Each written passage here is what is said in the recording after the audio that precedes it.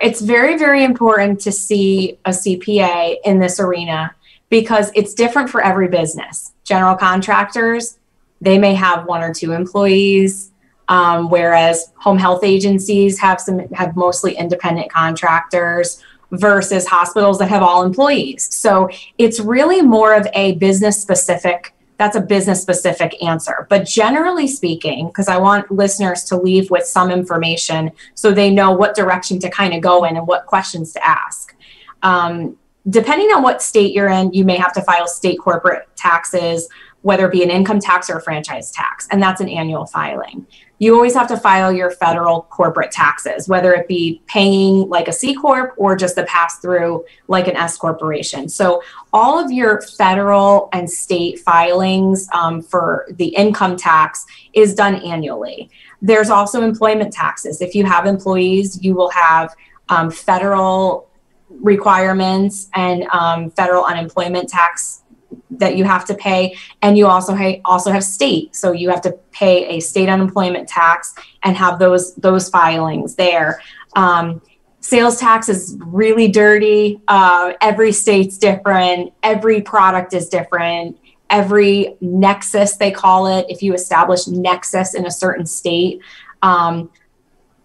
the laws are so specific, even when it comes down to, are you shipping from this plant to this plant, is very, very industry specific and product specific, and it's different in every state. So in terms of the sales tax, if they have a product, generally they're going to be having to collect and remit a sales tax, but it's important to know what the laws of that state, and they're kind of evolving.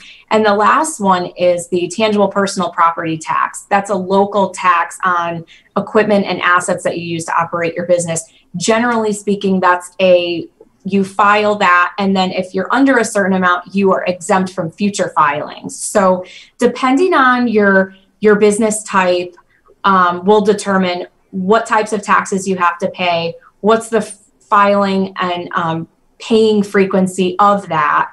And it's really good to just give the CPA you're working with an idea of how your business operates, so they could say, okay, these are employees and these are independent contractors, because you don't want to deal with an audit and mix up the two. So that's kind of an overview on the taxes that they should expect for their first year.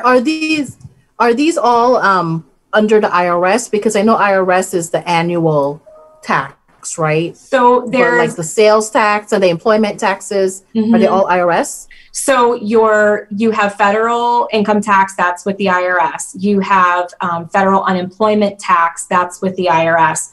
You also have your FICA, so it's Social Security and Medicare, and withholding on behalf of your employees, that gets filed with the IRS. Then when you go to the state level, you could have your state corporate taxes or franchise tax. The state level also has state unemployment tax, okay? And you have state sales tax. At the local level is where you have tangible personal property tax. So that's kind of a breakdown of the hierarchy. And like I said, it's complicated, and you know, it's really good for someone starting a business to kind of understand what they're getting into and consult with someone before they decide to take that plunge. The content on Minding Your Business is for informational and educational purposes only and should not be construed as specific legal advice. This show discusses general legal issues affecting business owners. Opinions of the guests are not necessarily that of the show. If you need assistance with your specific legal issue, please consult with a licensed attorney.